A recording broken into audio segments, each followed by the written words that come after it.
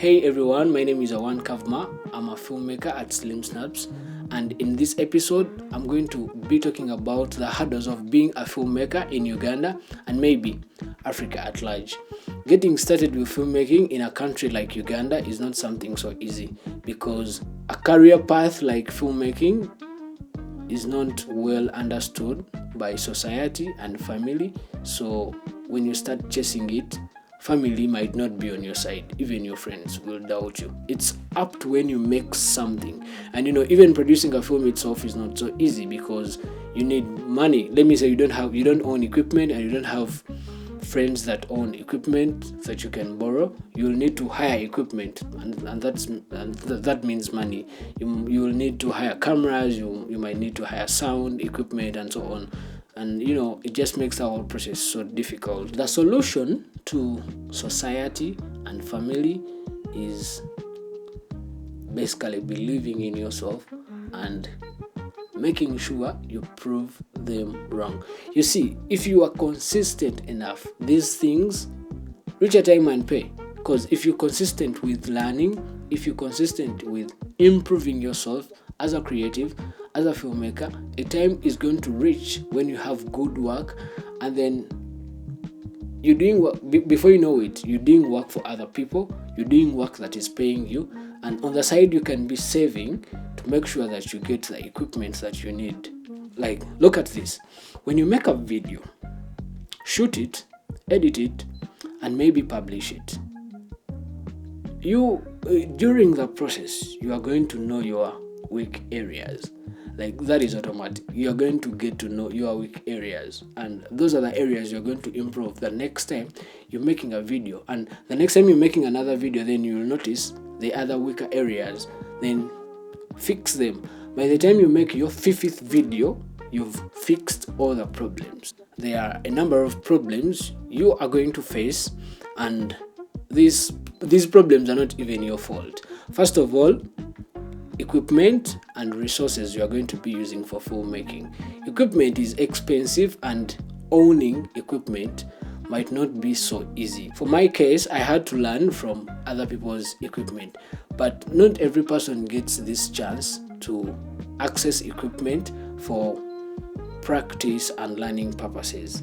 So you find yourself lagging behind on learning because you don't have the money to buy the equipment, and even when you get the money to buy equipment, you don't have enough money to buy the equipment you really want. You just buy something that can get the job done. For a long period of time, I shot content on a phone because I wouldn't get my hands on a camera, and when I got my hands on a camera, I didn't have a laptop that would handle the footage that I was getting from the camera. One of the biggest problems you're going to face as a filmmaker, as a photographer who is starting up, is equipment.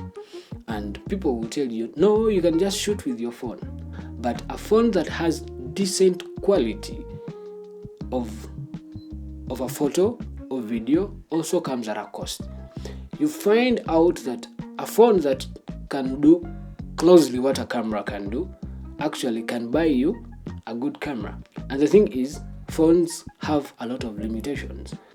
You can't change lenses on a phone as of now, but at a cheaper price you can get a camera that has interchangeable lenses. And having a camera that changes lenses, however small it might be, will help you understand the big whole scope of cinematography and how different lenses function and how you can apply them, which might not be the case when you're working with a phone. I feel like the people that are putting up master classes on how to act, on how to produce, should also put up facilities where students or people that are so passionate about this can get a chance to get hands-on practice on the technical side of things as well.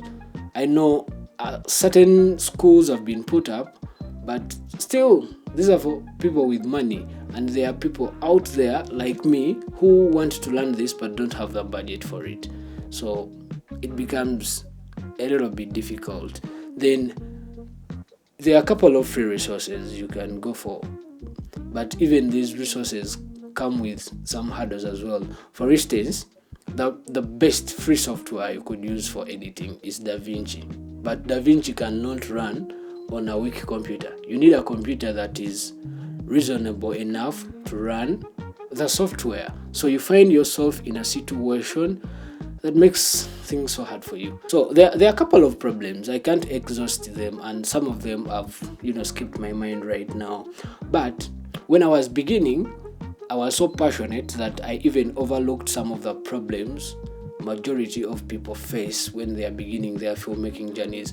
And I would say I was so much interested in the technical side. I was interested in cameras like many of you are. I was interested in editing, but I looked for way out. First of all, when I fell in love with filmmaking, I wanted to learn how films are edited, and I took time to learn the editing software from YouTube. And I was doing that when I didn't have a laptop. But when I got a laptop, my laptop couldn't handle this. I didn't know that you need a laptop that is reasonable enough.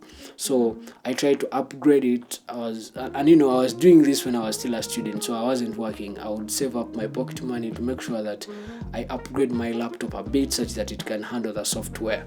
Then I made sure that I learned to make certain things myself. For instance, for a long period of time, I didn't have professional lighting, and I was making the lights myself. So I watched a lot of DIY videos on YouTube to make lights on a budget. I remember I didn't have money to buy reflectors, and I was using aluminium foil because it was cheaper and available, and it could get the job done. Till now, I don't have the equipment I need to the fullest. I source things that can get the job done at a cheaper price, and I think that is one way you can be able to achieve your dream as a filmmaker, because when you start doing these things, you keep on improving and you keep innovating. Your brain gets to understand that we have to survive. When we were starting making films as Slim Snaps, we gave most of the attention on the technical side. We were minding the camera, but we didn't have money actually to buy lights. And the first 2 films we shot, we didn't light them. We were just using natural light, and it was terrible lighting. Those films would have turned out better if we had lights. But the thing is, we didn't have money to buy lights. Even when we improvised and made ones ourselves, they didn't give us the best. But the thing is, we made the films. We made sure that we produced these films and put them out there. And these have been a great driving force to creating again and again and again. We've not feared to share our work. Even when it looked so amateur, we believed that this is going to help us improve from the state we are, from one stage to another. And a lot of creatives fear to share their work, because I know it is in the nature of a creative to be their first personal critic. I criticize my work all the time.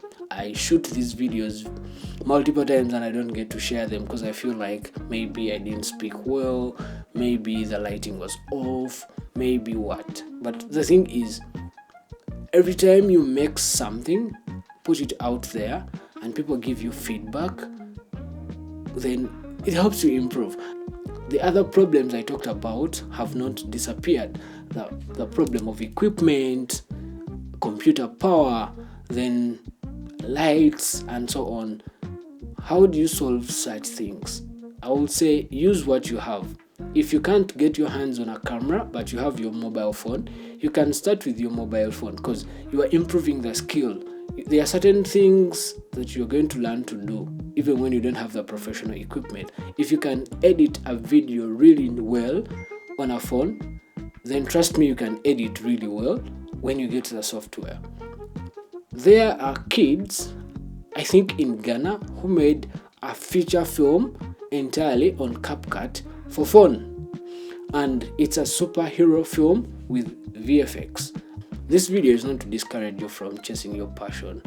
I am actually shedding light on certain things, on the problems I faced when I was joining the industry, when I was starting filmmaking, and I just think that if I share them with you, you can understand how it goes and maybe look for solutions yourself and how you can go past them. Plus, I'm here to encourage you into making yourself a better person before no one else does, because you love this yourself and you will achieve it. So I'll end this video by saying, make sure you continue learning, looking for solutions other than complaining all the time, because certain problems you can solve and some factors are beyond your control. So just stay creative, don't be boring, hit that subscribe and like button. Yeah.